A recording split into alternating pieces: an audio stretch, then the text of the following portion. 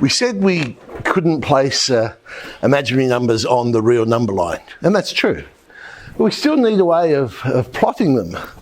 And how do we do it? It's via this thing called the Argan Diagram. And it looks very familiar because it looks just like our number plane, which is kind of convenient. The x-axis is the real number line that we used to see, nice and horizontal. So we now call that the real axis. Then what we do is we put another axis perpendicular to it, going through 0, and that becomes the imaginary axis. So real numbers we plot on the real axis, imaginary numbers we plot on the imaginary axis, and all the other complex numbers will go somewhere around those. So for example, if I just wanted to plot the number 2, no different to what we've always done. There we go, we'll pop it on the real number line. If it's an imaginary number, so minus 3i, there we go, plotted at minus 3. If it's a mixture, it's got both a real and imaginary part, it's just like plotting coordinates. So it's negative 2 on the reals, 1 on the positive, so we plot it there. D is going to be the point 4 minus I. So 4 along the reals, minus 1 on the imaginaries, and there it is. 4 plus I, well that would also be 4 along the reals, but 1. This brings out the first thing about the Argan diagram. What we'll notice is conjugates will always be reflected in the real axis because their real part's the same, it's just that their imaginary part has opposite signs. So they should be symmetric around the axis there. Now, if I multiplied that by negative 1, watch what happens. We'll plot negative 4 plus 1. There it is over there. And that's the same as we're used to with real numbers. Because if you plotted 2, we've got it there, if I wanted to plot negative 2, it would be on the other side of the origin, but directly opposite. Well, the same thing happens if you have a look at D and F. They're directly opposite each other going through the origin. In other words, we could say we've rotated at 180 degrees. So it has that rotational symmetry that we see in odd functions. So it's reflected through the origin.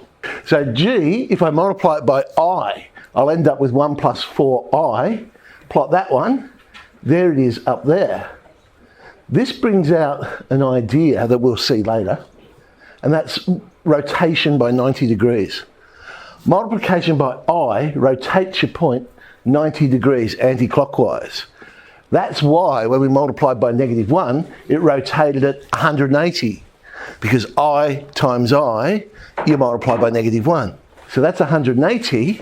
Multiply by I again, you'd be at negative I. Multiply by I again, you've multiplied by 1. 4 lots of 90, 360. You've gone all the way around and you're back where you started from. Now the nice thing about this is every complex number has a unique position. There's only one point you could plot at that position, and that would be that particular complex number. So now we're just going to talk a little bit about the idea of locus, which is just a fancy way of saying curve sketching, in terms of complex numbers. Horizontal and vertical lines. Now we're used to seeing a horizontal line and giving it the equation y equals c. But now we're talking about the Argan diagram.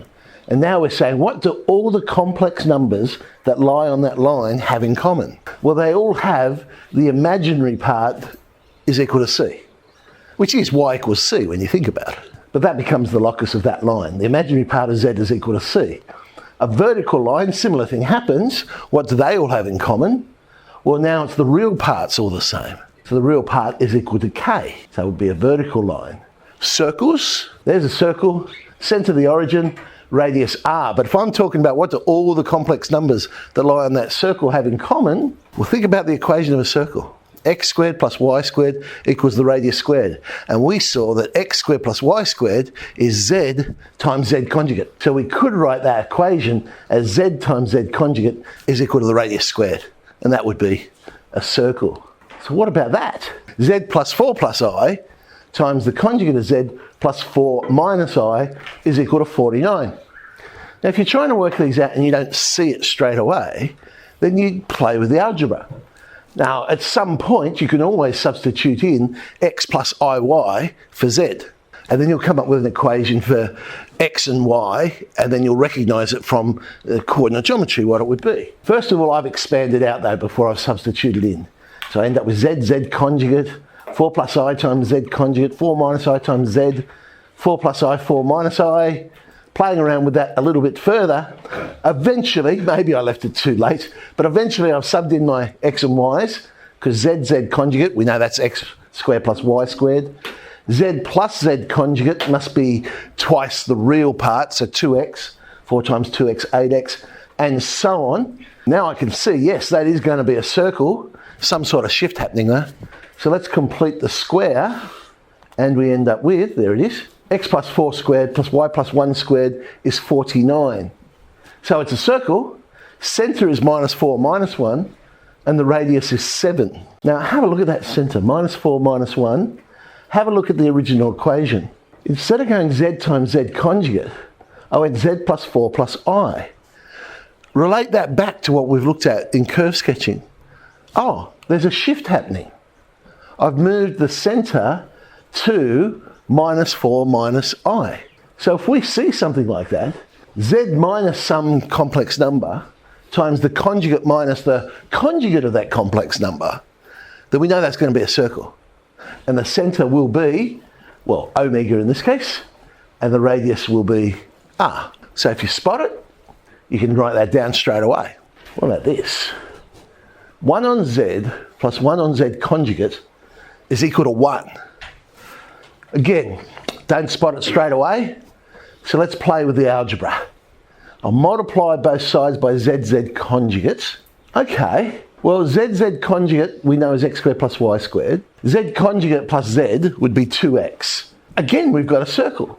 So let's complete the square on that one, and there it is. X minus 1 squared plus y squared is equal to 1. So what do we have? Well, the immediate reaction would to be write this down. Locus is a circle, centre 1, 0, and the radius is 1 unit. It's almost right. Let me show you. Let's draw a picture.